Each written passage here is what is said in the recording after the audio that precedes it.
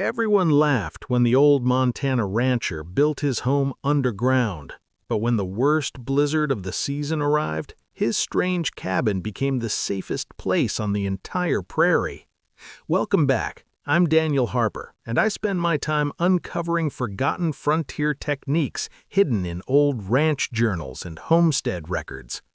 Tonight's story takes us to the plains of Montana, where one rancher trusted the earth itself to survive the brutal winter. The first snow of that year arrived quietly across the wide plains of northern Montana, but the wind that followed carried a deeper warning that winter would not be gentle. Long gray clouds stretched across the sky, while the open prairie grass bent low beneath the cold air moving down from the distant Rocky Mountains. Most ranchers in the region had already prepared their houses and barns for the long season ahead, stacking firewood against the walls and sealing cracks around windows. But on the edge of the settlement, near the Milk River, there stood a strange construction that had become the subject of quiet laughter among the neighboring ranchers. Instead of building a tall wooden house like everyone else, an older rancher named Thomas Callahan had spent the entire summer digging deep into the ground beside a low hill. What emerged from that work looked less like a home and more like the entrance to a buried shelter. Only a short wooden doorway and a small chimney pipe were visible above the soil, while most of the structure remained hidden beneath thick layers of earth. Travelers passing along the nearby trail often slowed their horses to look at the odd building, wondering why any man would choose to live underground when there was plenty of open land for proper houses. Thomas Callahan, however, had lived in Montana long enough to know that appearances meant very little once winter settled across the plains. Callahan was nearly 60 years old and had spent most of his life working cattle in harsh country where storms could arrive suddenly and temperatures could fall far below freezing for weeks at a time. Years earlier, he had lost a traditional wooden cabin during a brutal winter storm, when the wind tore sections of the roof apart while snow buried the walls nearly to the windows. That experience forced him to study older frontier building methods used by early settlers and trappers who survived the cold long before modern materials became common. Among the ideas he discovered in old journals was the concept of earth-sheltered cabins, homes partially or completely built below ground level, where thick soil acted as natural insulation against extreme temperatures. Instead of fighting the cold wind above the ground, such cabins used the stable temperature of the earth itself to maintain warmth. The deeper soil remained surprisingly steady throughout the year, rarely freezing solid even during severe winters. By building a home surrounded by packed earth, a person could reduce heat loss dramatically compared to thin wooden walls exposed directly to winter storms.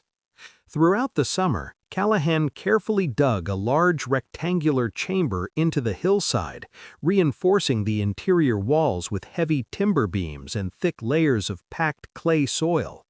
The roof was built using strong logs placed closely together, then covered with branches, straw, and nearly 2 feet of earth, which created a natural barrier against both wind and cold. Inside the cabin, he constructed a simple masonry stove built from fieldstone and clay, designed to store heat within the stone walls rather than releasing it all at once. The entire structure relied on simple materials found nearby: timber, soil, clay, and stone. Yet the final result formed a quiet underground shelter hidden beneath the prairie grass. Despite the careful design, many neighboring ranchers believed Callahan had gone too far with his ideas. They joked that he had built himself a burrow like a badger rather than a proper home. Some suggested the underground cabin would flood during heavy rain or collapse under deep snow. Callahan listened politely to their comments but continued finishing the interior with calm patience. By late autumn, only a narrow wooden doorway and a small ventilation pipe rising from the hillside revealed that anyone lived there at all. As October ended, the temperature began dropping steadily, and the first snowstorms appeared along the horizon. One evening, while the wind pushed thin clouds across the moonlit prairie, Callahan stood outside the low entrance of his buried cabin and studied the sky carefully. The clouds carried the heavy shape of a large storm building far to the west. Many ranchers believed winter would arrive slowly that year, but Callahan had seen enough seasons to recognize the early signs of a serious blizzard forming beyond the mountains. Within 2 days, the calm autumn weather disappeared completely as a powerful storm system moved east across Montana, bringing strong winds and thick snow clouds that darkened the sky by midday. Ranchers across the region hurried to secure their barns, gather their livestock, and bring extra firewood inside their homes.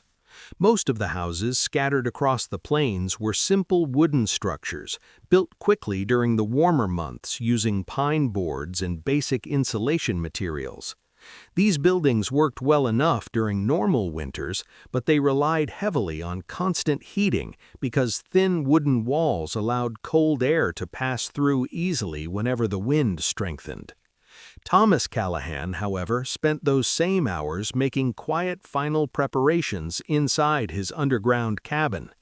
The entrance tunnel sloped gently downward from the surface before opening into the main living chamber, which sat several feet below ground level. This design served 2 important purposes. First, the downward entrance prevented strong winter winds from blowing directly into the living space. Second, the surrounding soil acted as a thick thermal barrier that slowed the movement of cold air toward the interior walls. Inside the chamber, Callahan lit a steady fire within the stone masonry stove he had built earlier that summer. Unlike simple iron stoves, which released heat quickly and cooled just as fast, the heavy stone structure absorbed warmth from the fire and slowly radiated it into the room over many hours. The stones surrounding the firebox grew gradually warm, storing energy that continued heating the cabin long after the flames had settled into glowing embers.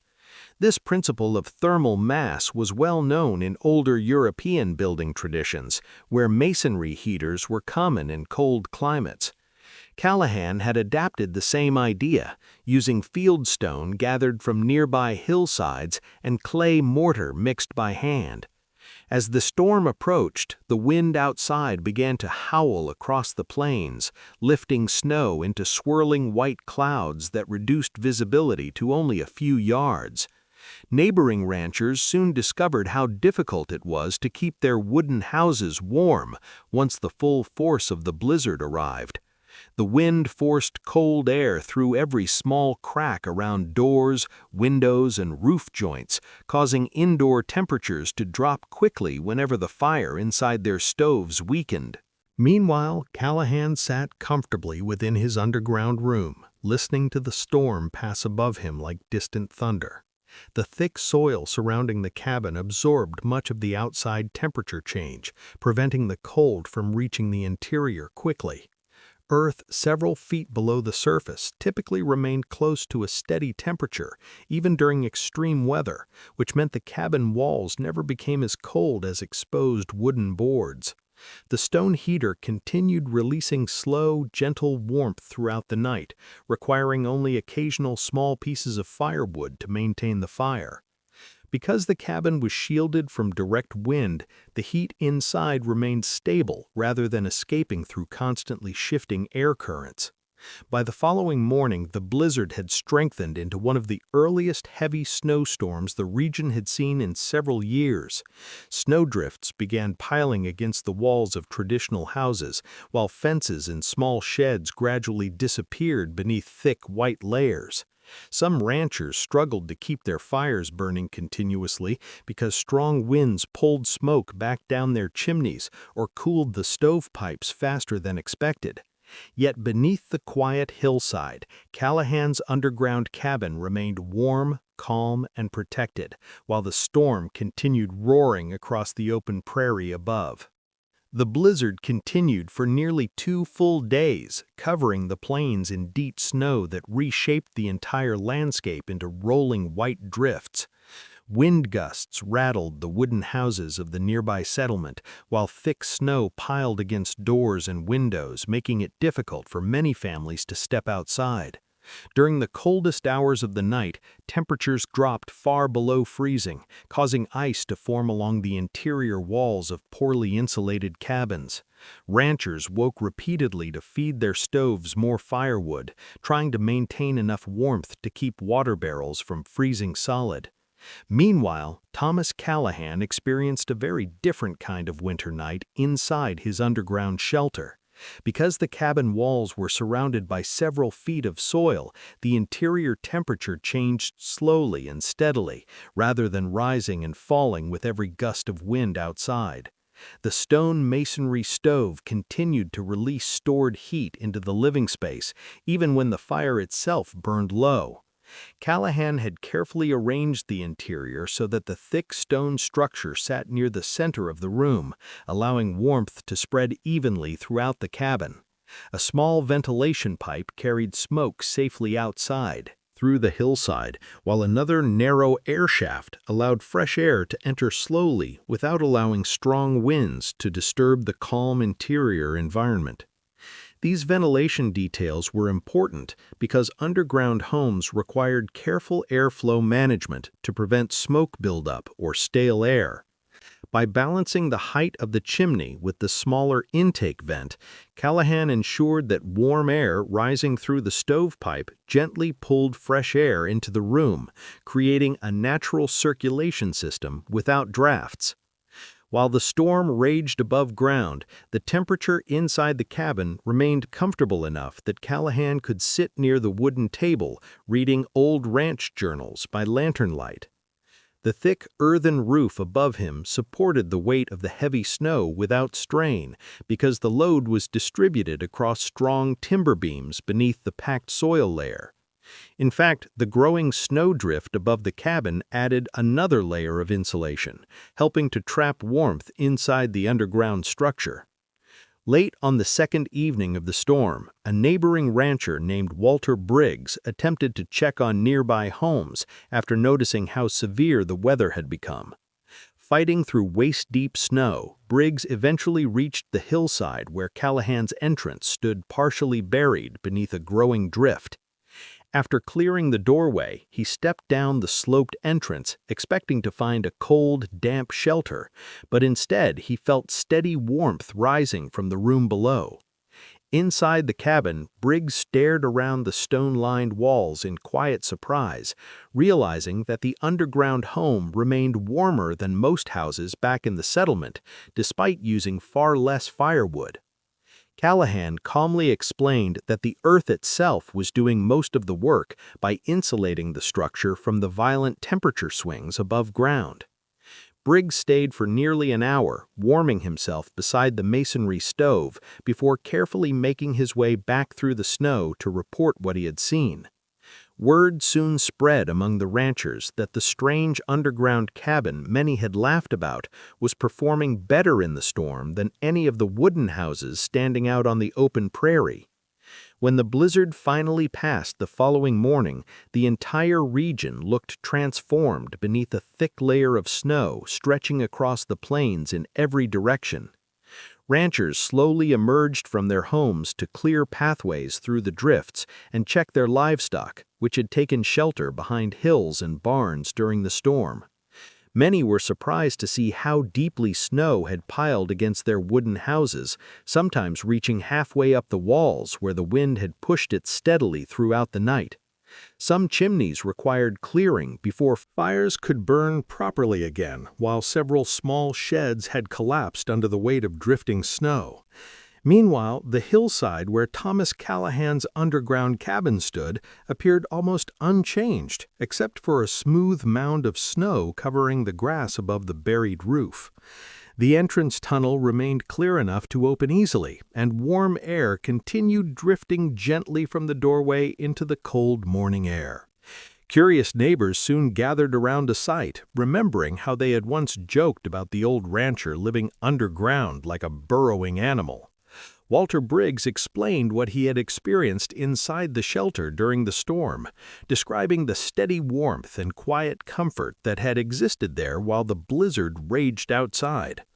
One by one, several ranchers stepped down the entrance passage to see the interior for themselves. They quickly realized that Callahan's unusual construction method had solved many of the problems common in traditional frontier houses. The surrounding earth provided natural insulation that wooden walls simply could not match, while the stone heater stored warmth efficiently, using only small amounts of firewood. Because the structure sat partially below ground level, it also avoided the strongest winter winds that normally stripped heat away from exposed buildings. Over the following weeks, conversations around the settlement began shifting from quiet amusement to genuine curiosity. Several ranchers asked Callahan to explain exactly how he had built the underground walls, roof, and ventilation system. He patiently described the process of digging into the hillside, reinforcing the chamber with heavy timber beams, packing clay soil tightly against the outer surfaces, and building the thick masonry stove that slowly released heat throughout the day. None of the materials were expensive or difficult to find, which surprised many people who had assumed the design required special tools or advanced engineering. In reality, the method relied mostly on understanding how the earth itself behaved as a natural barrier against cold temperatures and wind. Over time, a few ranchers even began experimenting with partially earth-sheltered storage buildings and storm cellars using similar techniques to protect food supplies and tools from extreme winter weather. The strange underground cabin that once inspired laughter gradually became a respected example of practical frontier knowledge. And stories like this remind us that many of the most effective survival ideas were often dismissed at first, simply because they looked unusual compared to familiar traditions. But sometimes, the land itself quietly proves which methods truly work. And it raises an interesting question for anyone listening today. If you saw your neighbor building a home buried beneath the earth instead of standing proudly above the ground, would you have laughed along with the others? Or would you have been curious enough to wonder whether that unusual idea might actually survive the next great storm? And in the end, the quiet underground cabin stood warm while the storm buried the prairie above it.